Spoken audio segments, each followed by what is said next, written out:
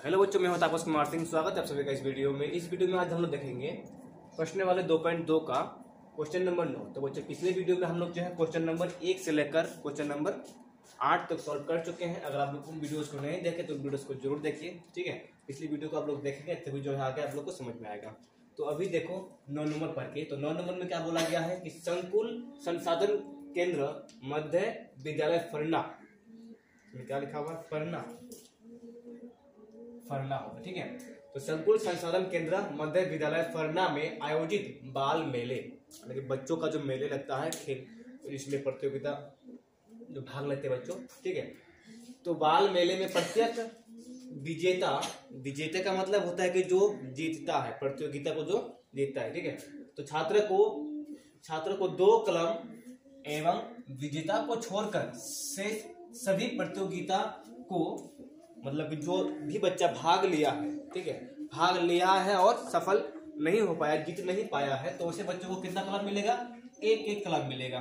1-1 कलम दिया गया। यदि 100 छात्रों के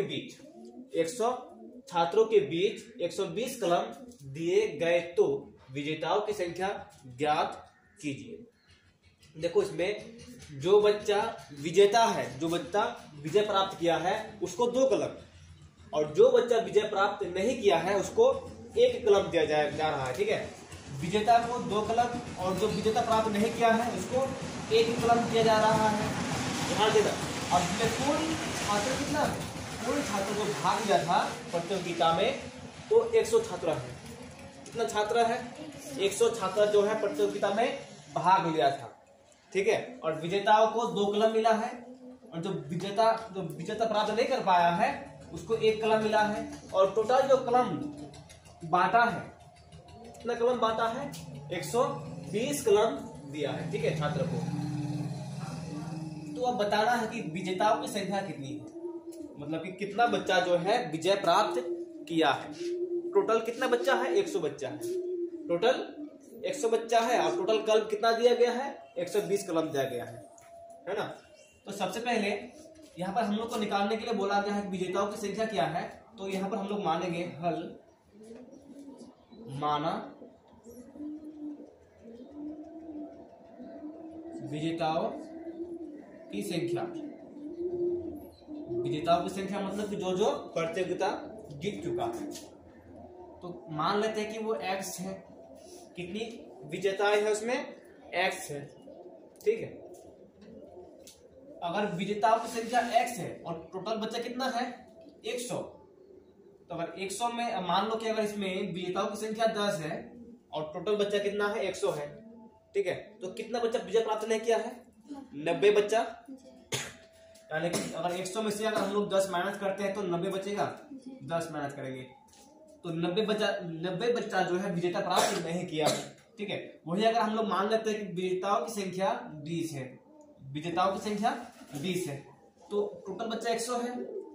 अब कितना बच्चा विजय प्राप्त नहीं किया है कैसे निकालेंगे? 20 से 100 से 20 माइनस कर देंगे तो 80 निकलेगा। यानी कि 80 बच्चा जो है विजेता प्राप्त नहीं किया है, विजय प्राप्त नहीं किया है, ठीक है। तो इसमें हम लोग कर क्या रहे हैं? माइनस कर रहे हैं ना। तो उसी तरह जो बच्चा विजय प्राप्त नहीं किया है उनकी संख्या निकालने के लिए हमें 100 से x माइनस करना पड़ेगा। क्या करना पड़ेगा? 100 से x माइनस करना पड़ेगा। लेकिन आप करेंगे तथा अविजेताओं की संख्या। अविजेता मतलब जो विजय प्राप्त नहीं किया है, ठीक है। अविजेताओं की संख्या कितना होगा? टोटल बच्चा 100 है और विजय प्राप्त क्या? 100 x। तो 100 माइनस x हो जाएगी संख्या। 100 माइनस x। अब इसमें देखना है विजेताओं को प्राप्त कलमों की संख्या। जो विजय प्राप्त क्या है, अगर उसमें x बच्चा है ना तो उसमें उसको कितना कलम मिलेगा? 2x कलम मिलेगा। देखो कैसे, अगर एक बच्चा विजय प्राप्त किया है तो उसको 2 कलम मिलता है। उसको कितना कलम मिलेगा? 2 कलम। अगर 2 बच्चा है तो उसको मिलेगा 4 कलम। और 2 बच्चा जीता है, विजेता प्राप्त किया है, तो उसको 4 कलम मिलेगा दोनों को। अब मान लो कि इसमें अगर 10 बच्चा है तो 10 बच्चा को कितना कलम मिलेगा? 20 कलम मिलेगा, ठीक है। गुणा करने पर आता है ना, तो इसलिए क्या करेंगे, इसमें अब जो है कलमों की संख्या निकालेंगे। अब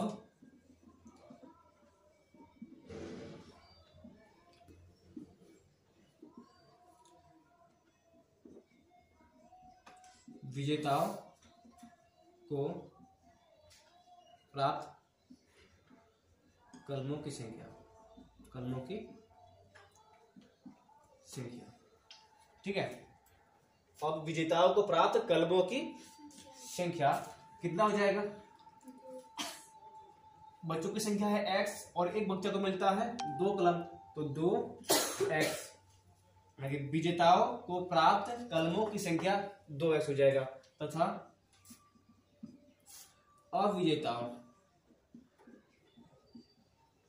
अविजेताओं को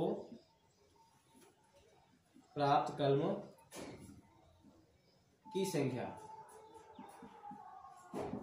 अविजेताओं को प्राप्त कलमों की संख्या कितनी होगी?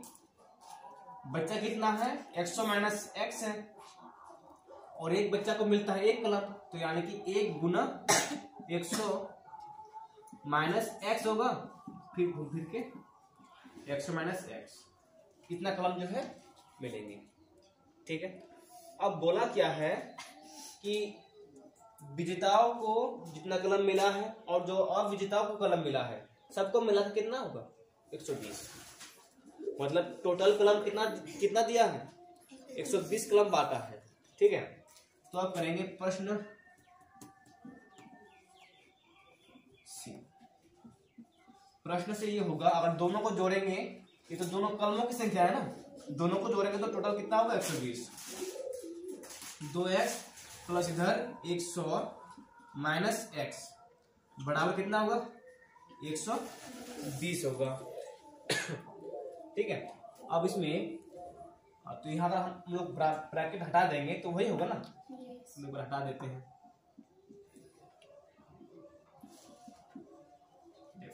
अब इसमें 2x है, इसमें केवल x है, 2x में से 1x माइनस करेंगे तो कितना बचेगा? केवल x बचेगा। अब इधर ये प्लस में है, इधर जाके माइनस में होगा, तो इसीलिए x बराबर कितना होगा? 20। x बराबर 20 निकल गया। तो हमें निकालना क्या था? विजेताओं की संख्या निकालना था। x के मान 20 आया, तो क्या x क्या था? विजेताओं की संख्या था। तो इस पे करेंगे, यहां पर कर देते हैं, अतः विजेताओं की संख्या बराबर 20। इसको डाल लो, उसके बाद फिर हम लोग 10 नंबर देखेंगे।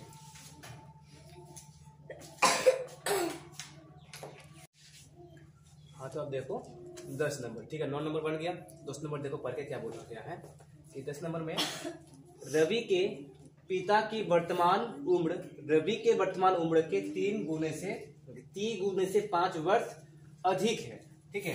फिर 5 वर्ष बाद उनकी उम्रों का योग 47 वर्ष होगा। दोनों की वर्तमान उम्र ज्ञात कीजिए, ठीक है। इसमें दोनों का वर्तमान उम्र ज्ञात करने बोला है, तो इसमें पहले हम लोग मान लेंगे रवि के वर्तमान उम्र किसका निकालने बोला है? रवि के पिता की वर्तमान उम्र रवि के वर्तमान उम्र के 3 गुना से 5 वर्ष अधिक है, ठीक है। तो पहले माना यहाँ पर हल, माना रवि के वर्तमान उम्र, रवि के वर्तमान उम्र क्या होगा? मान लो कि x है, x वर्ष है, ठीक है। वर्तमान का मतलब समझ रहे हो ना, प्रेजेंट टाइम, ठीक है। प्रेजेंट वर्तमान, इसमें टेंस पढ़ा था ना, present tense, past tense, future tense. तो वर्तमान का मतलब होता है प्रेजेंट, ठीक है, जो अभी चल रहा है। तो माना रवि की वर्तमान उम्र x वर्ष है, तो उसके पिता की उम्र कितना होगा? इसमें क्या बोला देखो, रवि के पिता की वर्तमान उम्र रवि के उम्र का 3 गुना है। रवि जो है तथा रवि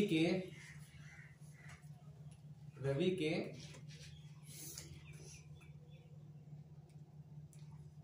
पिता की वर्तमान उम्र, रवि के वर्तमान उम्र के 3 गुना है, तो 3x कर देंगे, ठीक है। रवि के क्या बोला, रवि के वर्तमान उम्र के 3 गुना, रवि का वर्तमान उम्र कितना है, x है, उसका 3 गुना, उसका 3 गुना। फिर बोला है 3 गुने से 5 वर्ष अधिक है। क्या बोला है, अधिक है। अधिक है मतलब क्या है, उसमें ज्यादा है ना, उसमें जोड़ना पड़ेगा। तो अधिक है तो उसमें जोड़ देंगे 5 वर्ष। तो ये हो गया उसके पिता का वर्तमान उम्र। अगर रवि का उम्र 5 वर्ष है, अगर रवि का उम्र 5 वर्ष है तो उसके पिता का उम्र कितना हो जाएगा, 5 से 15 और 5 20 वर्ष हो जाएगा। अगर रवि का उम्र 10 वर्ष है तो 10 से 30 और 5 35 वर्ष उसके पिताजी का उम्र हो जाएगा, ठीक है। अब फिर बोला क्या है, 5 वर्ष बाद, अभी नहीं 5 वर्ष बाद, 5 अभी क्या चल रहा है, 2023 चल रहा है, ठीक है। 5 वर्ष बाद कितना आ जाएगा, 2028 आ जाएगा, ठीक है। 5 साल बढ़ जाएगा ना, ज्यादा होगा ना 5 साल, तो क्या करना पड़ेगा, उसको जोड़ना पड़ेगा। तो देखो अब करेंगे, अब 5 वर्ष बाद, ये आया नहीं है, आने वाला है, ठीक है ना। तो 5 वर्ष बाद रवि का उम्र 5 वर्ष बाद रवि का उम्र कितना हो जाएगा, क्योंकि अभी कितना है, x है। मान लो कि अगर अभी उसका 20 है तो 5 साल बाद कितना हो जाएगा, 25 वर्ष हो जाएगा। अगर अभी इसका 15 है तो 5 साल बाद 20 हो जाएगा। तो जोड़ने से ना बढ़ता है। हाँ, तो अभी उसका है कितना, x वर्ष है, तो 5 साल बाद x प्लस 5 हो जाएगा, ठीक है। x प्लस 5 वर्ष, ठीक है। फिर उसके पिता का,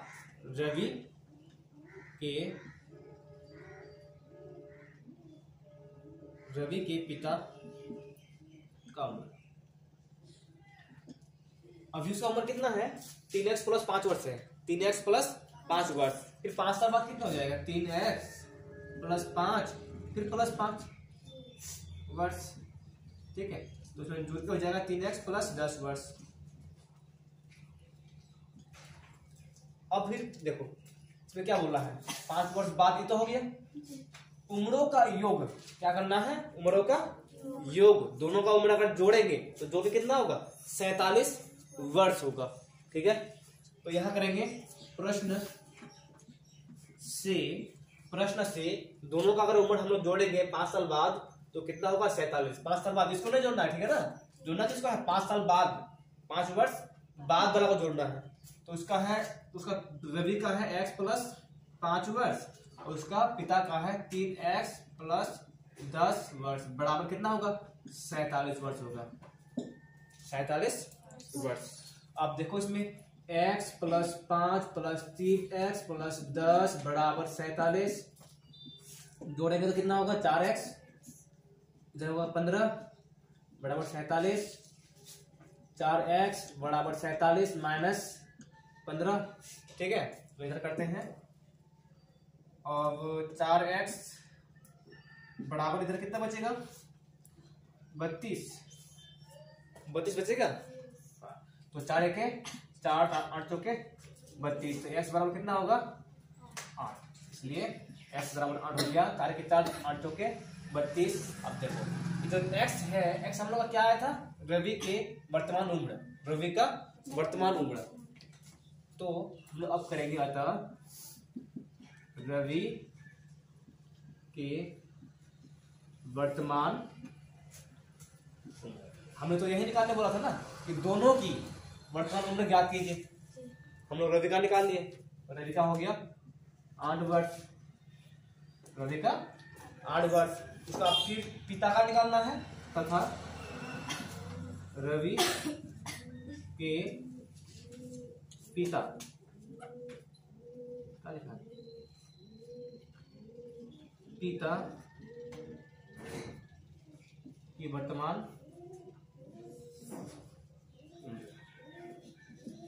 कितना है, इसमें 3x प्लस 5 है, तो 3 गुना 5 8 आया ना इसमें, तो 8 प्लस 5 तो क्या होगा, 8 का 24 और 5 29, सही है। हाँ, जोड़ने से देखो नहीं, तो 5 वर्ष बाद करना है, 5 वर्ष बाद, 5 वर्ष बाद देखो 8 5 कितना हुआ 13 और 29 और 5 29 5 34, दोनों को जोड़ के देखो 7 3 7 और 1 4 47 हुआ। ये जो है ना, ये जो है निकला है क्या, वर्तमान उम्र निकला है, वर्तमान उम्र निकला है। 5 साल बाद वाला अगर जोड़ोगे, 5 साल बाद, 5 वर्ष बाद उनकी उम्रों का योग 47 वर्ष होगा। इसलिए 8 5 13 और 29 और 8 29 5 साल बाद ना, 5 करेंगे 34, दोनों को जोड़ेंगे तो कितना 47 होगा। ठीक है, अब समझ में आया। ये वर्तमान उम्र है, वर्तमान उम्र को जोड़ने के बाद इसमें नहीं बोला है, इसे बोला 5 साल बाद जो उम्र होगा उसको जोड़ने पर 47 वर्ष होगा। ठीक है, इसको उतार लो। तो हम लोग का जो प्रश्न वाले 2.2 है पूरा कंप्लीट हो चुका है। ठीक है, उसके बाद हम लोग देखेंगे प्रश्न वाले 3.2 का परिचय पहले, उसके बाद उदाहरण देखेंगे, फिर